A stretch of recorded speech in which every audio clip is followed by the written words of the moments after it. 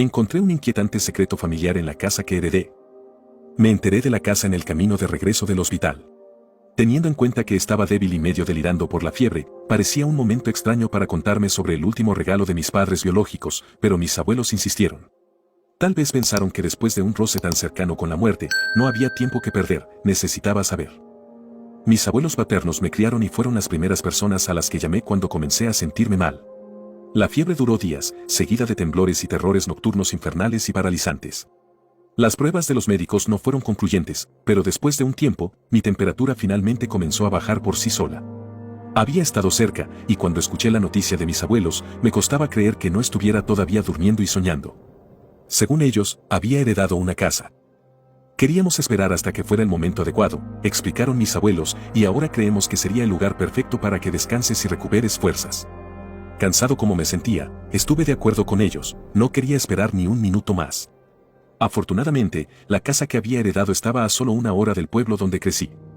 Al final de un largo camino de grava, la camioneta de mis abuelos se detuvo frente a una puerta de hierro forjado. Mi respiración se detuvo en la garganta. Esto no era una casa, era una mansión. Un hombre bronceado y regordete vestido con traje de trabajo nos hizo pasar a través de la puerta con un gesto de su sombrero. Mis abuelos bajaron la ventanilla y le hablaron como a un viejo amigo. Su nombre era Paolo y era el cuidador de la propiedad que yo había heredado. Con una breve reverencia, me invitó a entrar. Mis abuelos se despidieron y me aseguraron que volverían a recogerme tan pronto como me sintiera mejor. La columna de polvo que levantaba su coche mientras desaparecía por el camino de grava parecía tan irreal como todo lo que me rodeaba, y me pellizqué mientras Paolo me guiaba por el césped verde perfectamente cortado. Paolo me advirtió que no me hiciera ilusiones. La casa en sí había pertenecido a la familia de mi madre durante generaciones, pero por razones fiscales, era propiedad de un fideicomiso privado. El lugar necesitaba urgentemente una renovación, pero el fideicomiso prohibía todas las renovaciones excepto las más superficiales. Las quejas y charlas de Paolo se desvanecieron en el ruido de fondo cuando entré por las puertas dobles y ocupé el lugar, paredes adornadas con paneles de madera, pisos de mosaico, flores de vidrieras en las ventanas hechas a medida. No entendí. Siempre había creído que mis padres biológicos simplemente no habían tenido los recursos para criarme, pero este lugar claramente valía una fortuna. Al darse cuenta de mi confusión, Paolo me explicó que un millonario del siglo XIX había construido el lugar para mi bisabuelo Alexander como forma de financiar su investigación. Al parecer, mi bisabuelo por parte de madre había sido una especie de hombre del Renacimiento posterior, no poseía casi nada y vivía bajo el patrocinio de los ricos. El bisabuelo de Paolo, un granjero italiano analfabeto, había sido contratado como cuidador apenas 2 días después de pasar por Ellis Island, lo que hizo que la casa formara parte de su historia familiar tanto como lo era la mía. Me quedé sin aliento cuando llegamos a la suite principal. Al ver la suite, me senté en una auténtica cama de plumas y miré por la ventana las colinas doradas bajo el sol del final de la tarde. Sonriendo ante mi incredulidad, Paolo me recordó que estaría en la cabaña del cuidador si necesitaba algo. La casa estaba bien equipada, pero si yo tenía algún pedido de comida y bebida, él podía recogerlo cuando fuera a la ciudad. Casi como una ocurrencia tardía, añadió que debería ignorar cualquier sonido extraño que pudiera notar después del anochecer. Estas casas antiguas tendían a crujir y gemir cuando se asentaban en sus cimientos, explicó Paolo, y a veces las ratas invadían el ático. En cualquier caso, era mejor quedarse en la cama si oía algo. Cuando Paolo se fue, me quité los zapatos, me estiré y miré el dosel de la cama con dosel. Mi mente estaba llena de preguntas sin respuesta, pero mi cuerpo estaba completamente agotado. Aunque todavía faltaban horas para que cayera la noche, me hundí en un sueño profundo y no soñé nada. Cuando desperté, la habitación estaba a oscuras. Busqué un interruptor de luz, nada. Al parecer la electricidad era una de las actualizaciones que tanto necesitaba la casa. La luz del día que entraba por las ventanas había sido tan brillante antes que no lo había notado, pero ahora. Caminé a través de la penumbra hasta el baño, la casa tenía tuberías interiores, aunque el inodoro todavía funcionaba con una cadena anticuada. Estaba a punto de regresar a la cama cuando escuché pasos en el pasillo. Se me heló la sangre, aquello no era un mapache corriendo ni una base crujiente. Presioné mi oreja contra la puerta. El sonido era suave, como si quienquiera que estuviera allí fuera estuviera descalzo e intentara permanecer en silencio. Lo más parecido a un arma que teníamos a mano era una escoba. La agarré y abrí la puerta de golpe, el pasillo estaba vacío. Me quedé un buen rato en la oscuridad, escuchando, pero no oí ningún sonido aparte del susurro de las hojas de los árboles de afuera. En mi camino de regreso a la cama, noté otra característica extraña de la casa: ninguna de las puertas tenía cerraduras, ni ninguna otra forma de cerrarlas con seguridad. A pesar de su elaborado diseño, no se diferenciaban en nada de las puertas batientes de un hospital. Me metí nerviosamente en la cama, sin estar seguro de lo que podría significar mi nuevo descubrimiento. Cuando unas horas más tarde vi la habitación a la luz del amanecer, me sentí como un tonto. Era cierto que no había electricidad en la casa, pero Paolo había dejado una lámpara de pilas justo en mi mesita de noche. Luego, cuando salí al pasillo, noté el suave tic-tac del reloj de pie del piso de abajo. Parecía perfectamente razonable que mi cerebro, aturdido por la fiebre, hubiera confundido su eco con los pasos de la noche anterior. Riendo para mis adentros, me preparé un poco de café y avena con manzana en la cocina bien surtida y me dispuse a explorar la casa.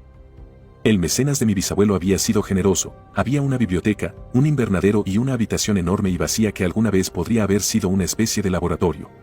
Los libros que cubrían los estantes eran un testimonio de sus variados intereses, iban desde el folclore eslavo hasta técnicas quirúrgicas avanzadas y todo lo demás. Sin embargo, fue difícil descubrir exactamente qué había estado haciendo Alejandro por su mecenas fabulosamente rico. La respuesta de Paolo de todo tipo de cosas no fue exactamente útil, y cuanto más pensaba en ello, más extraño me parecía que nunca había oído hablar de mi bisabuelo o de su investigación. Aún así, no había venido a la casa de mi familia para agotarme con dudas, estaba allí para recuperarme de mi enfermedad y, a pesar de sus misterios, la finca parecía el lugar perfecto para hacerlo. Desconectarme del mundo digital me hizo bien, al igual que el aire fresco y la soledad. Mis abuelos habían dejado 2 maletas con mi ropa y mis pertenencias personales, mientras Paolo se aseguraba de que la cocina estuviera bien equipada con todo lo que se me antojaba. Aún así, me encontré comiendo y bebiendo menos. En lugar de eso, pasé más tiempo caminando, leyendo en la biblioteca e investigando la extraña y antigua casa que era mi herencia. Durante el día sentí que estaba progresando, las noches, sin embargo, eran una historia diferente. Aunque probablemente no fuera nada, no podía dejar de pensar en los pasos que había escuchado durante mi primera noche en la finca. Me molestaba la falta de iluminación en las ornamentadas habitaciones de techos altos, al igual que el hecho de que no había forma de cerrar con llave ninguna de las puertas interiores. Las sombras extrañamente estiradas proyectadas por mi linterna a batería me recordaron demasiado los terrores nocturnos que habían acompañado mi fiebre. En los peores, una mujer demacrada con un camisón blanco, los ojos hundidos y la mandíbula dislocada que le llegaba al pecho me había perseguido por pasillos oscuros, pasillos que no parecían muy diferentes a los de la finca. Tal vez fue superstición, tal vez fue solo un presentimiento, pero arrastré un sillón pesado frente a mi puerta antes de irme a la cama. La tercera noche, un fuerte golpe me sacó del sueño. Me apresuré a investigar y luego maldije cuando el dedo gordo del pie chocó con la silla que había colocado frente a la puerta. La silla estaba intacta, por lo que sea que haya causado el sonido debe haber venido de algún otro lugar de la casa. Las habitaciones adyacentes estaban vacías, y debajo de mí solo estaba la biblioteca. Linterna en mano, bajé corriendo las escaleras y entré en la habitación cavernosa. Nada parecía fuera de lugar, pero mientras pasaba la mano por las interminables filas de libros mohosos, se me ocurrió una idea. ¿No era posible que el excéntrico millonario que había construido este lugar para mi bisabuelo hubiera incluido a alguien igualmente excéntrico? ¿Un pasaje secreto, por ejemplo? Sonaba absurdo, pero cuando inspeccioné los estantes más de cerca, me di cuenta de que uno estaba un poco más alto que los demás. El mecanismo era sencillo, construido en el costado de la estantería, no era en absoluto secreto. Un suave tirón soltó el pestillo y la estantería se abrió hacia afuera. Cuando levanté mi linterna eléctrica hacia la oscuridad del otro lado, me di cuenta de que no era un pasillo en absoluto, era una habitación. Aproximadamente del tamaño de un armario, contenía un sillón orejero, una lámpara de aceite y una serie de diarios ordenados por fecha. Hipnotizado, tomé uno y comencé a hojearlo. Parecía contener las notas de mi bisabuelo sobre algún tipo de proyecto. Números de identificación del sujeto de prueba. Edad. Altura. Calorías ingeridas. Noté que los números en la columna, altura, aumentaban constantemente, mientras que los de la columna, calorías ingeridas, disminuían, en algunos casos hasta 0. Los sujetos que no llegaron a 0 minutos fueron tachados con una X. Me preguntaba si habían abandonado las pruebas antes de tiempo o algo así. Horas más tarde, había leído 4 de esos extraños diarios y todavía no estaba más cerca de comprender lo que mi bisabuelo había estado tratando de hacer. Algunas de las páginas presentaban bocetos de máquinas extrañas, otros mostraban tablas de dosificación o símbolos ocultos. Estaba a punto de rendirme y regresar a la cama cuando noté una sombra más oscura que la oscuridad mirándome desde la puerta de la habitación oculta. Fuera lo que fuese, era alto y estaba justo fuera del alcance del resplandor de mi pequeña linterna. Podía discernir vagamente el contorno de un cabello largo y fibroso y un camisón pasado de moda. Si lo iluminaba, ¿qué más vería? ¿Ojos hundidos? ¿Mandíbulas hambrientas y distendidas? Durante mucho tiempo, ninguno de nosotros se movió. Y entonces la puerta se cerró de golpe. Así me enteré de que al menos una habitación de la casa sí se cerraba, desde fuera. Hiperventilando, miré alrededor del pequeño espacio. No había salida y comencé a sospechar que cualquiera que fuera el propósito original de este lugar, no había sido utilizado para un estudio. Me pareció tan acogedor que no me di cuenta de las paredes lisas e insonorizadas ni del desagüe en el suelo de cemento. Se sentía como un lugar donde la gente había sido retenida contra su voluntad, y ahora aquí estaba yo, atrapada tal como lo habían estado ellos. Golpeé la puerta de la estantería, gritando hasta que mi garganta se quedó ronca. Pronto estaba apoyado mareadamente contra la puerta, preguntándome por qué mis pies se veían borrosos. Me iba a desmayar. La visión de un pedal en el suelo me sacó del pánico.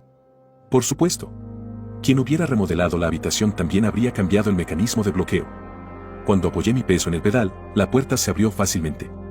Caminé, jadeando, hacia la biblioteca. Me sorprendió ver que había salido el sol y que Paolo estaba apoyado en la barandilla gritando mi nombre. El cuidador afirmó no tener conocimiento de la habitación oculta, pero tampoco pareció muy sorprendido de verme salir tambaleándome de la pared. Las casas antiguas guardan muchos secretos. Paolo se encogió de hombros antes de preguntarme si quería algo de la ciudad. Había considerado preguntarle sobre la figura alta y con el pelo enredado en camisón, pero lo último que quería era que temiera por mi cordura. Me recordé a mí mismo que había experimentado alucinaciones extrañamente similares durante mi enfermedad y que todavía estaba muy lejos de una recuperación completa. Además, si la mujer demacrada hubiera sido real, ¿a dónde habría ido? No tenía ganas de desayunar. En lugar de eso, hice varios bucles alrededor del exterior de la casa, tratando de crear un mapa mental de sus ventanas, chimeneas y sótanos. Tal como lo sospechaba, muchas de las habitaciones eran mucho más pequeñas por dentro de lo que deberían haber sido, era como si hubiera una casa completamente separada en el espacio muerto entre las paredes. Había sido bastante fácil acceder a la extraña habitación insonorizada que había descubierto, pero no había un camino claro hacia los otros espacios entre las paredes. Por un momento de locura, incluso pensé en hacer un agujero en el yeso, pero luego recordé el misterioso fideicomiso que administraba la propiedad. Si dañaba la propiedad, seguramente me demandarían, me prohibirían regresar o algo peor. Me dolía la cabeza, la brillante luz del sol estaba empezando a afectarme. Investigué el sótano, donde no encontré mucho más que viejos equipos de jardinería y docenas más de pequeñas habitaciones de paredes gruesas, tan vacías y misteriosas como la de arriba. A media tarde, Paolo todavía no había regresado. Cuando al anochecer no volvió, comencé a sentirme realmente preocupado, y no solo por la salud del amable y anciano cuidador. Sin el coche y el teléfono de Paolo, no tenía forma de salir de la finca. Todavía débil por mi enfermedad, solo unas cuantas vueltas alrededor de la casa fueron suficientes para desgastarme. No había manera de que pudiera caminar a lo largo del camino de 2 millas que conducía a la carretera principal. Peor aún, la ausencia de Paolo significaba que, por primera vez, estaría verdaderamente solo en la casa después del anochecer, y quién sabía lo que podría salir de sus paredes. Respiré hondo y me senté en la cama, preguntándome qué debía hacer. El crepúsculo había descendido sobre la finca y, al principio, ni siquiera vi el gran álbum encuadernado en cuero sobre el colchón a mi lado. Yo no lo había puesto allí, de hecho, nunca lo había visto antes en mi vida. Paolo tampoco podría haberlo colocado allí. Levanté la vista, casi esperando encontrar algo horrible y menos que humano lo suficientemente cerca como para tocarlo. Pero la habitación estaba vacía. Pasando los dedos por el cuero viejo, me pregunté qué pretendía decirme el álbum. Había una pequeña fotografía en blanco y negro de una familia de 5 miembros en el centro de la portada. Reconocí claramente mis propios ojos verdes, mejillas afiladas y cabello castaño rizado en sus rasgos. Fascinado, abrí la primera página. Aunque nuestro patrón ha sido muy generoso al proporcionar sujetos de prueba, el don de la inmortalidad no debe otorgarse a la ligera. En estas páginas documentaré el viaje de mi familia hacia la siguiente fase de la evolución humana. Alejandro T. Si los diarios habían parecido una locura, la dedicación del álbum lo era aún más, especialmente considerando que las primeras páginas no mostraban nada más que las mismas 5 personas dedicadas a su vida diaria, compartiendo una comida, leyendo en la biblioteca e incluso alineadas por altura. En el pasillo principal. Después de la 9ª página, sin embargo, las cosas empezaron a cambiar. Me di cuenta de que las comidas estaban siendo documentadas porque las personas en la foto estaban siendo alimentadas con algún tipo de sustancia química, las dosis estaban enumeradas frente a cada foto. Las fotografías de la biblioteca se tomaron con cada vez menos iluminación, probablemente para mostrar que, para las personas de la foto, la luz era cada vez más innecesaria. Asimismo, las imágenes de altura se utilizaron para mostrar que los cuerpos de la familia estaban cambiando, mucho más rápidamente de lo que debería haber sido normal. Los cambios fueron más evidentes en los adultos. Sus brazos y piernas se volvieron estirados y demacrados, sus ojos hundidos. Sus cabezas se agrandaron y sus mandíbulas cayeron cada vez más hacia el pecho. En las fotos de las comidas, noté que las cantidades de comida y bebida eran cada vez menores. En la página 15, la familia no comía nada. Las fotografías de la biblioteca se convirtieron en nada más que cuadrados negros y sin luz, y las fotografías a la altura de los pasillos eran casi demasiado espantosas para mirarlas. Los niños seguían teniendo un aspecto normal, lo que, en cierto modo, era peor. Para ellos, vivir con estas cosas demacradas e inhumanas era normal. Esperaba que fueran disfraces. Esperaba que fuera una broma, cualquier cosa.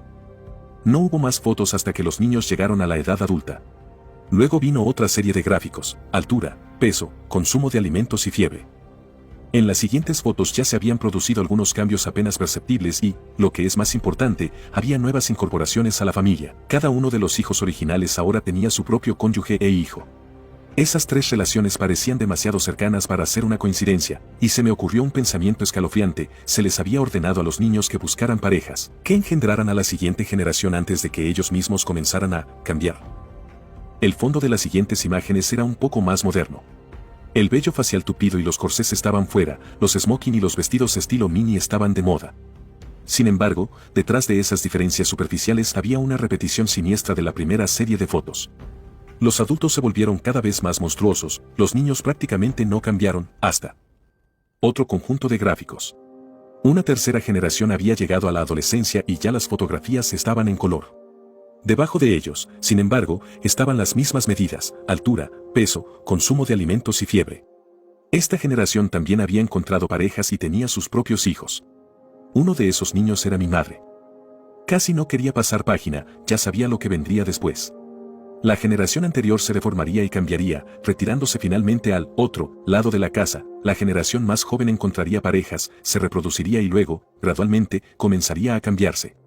Al parecer, mi padre me había escondido de la familia de mi madre llevándome con mis abuelos. Había roto el ciclo, ¿no? Pensé en la fiebre, la falta de apetito, los dolores de cabeza provocados por la luz del sol. Y comencé a preguntarme: ¿y si mis abuelos no me hubieran traído aquí para recuperarme? ¿Y si me hubieran traído aquí porque ya era demasiado tarde?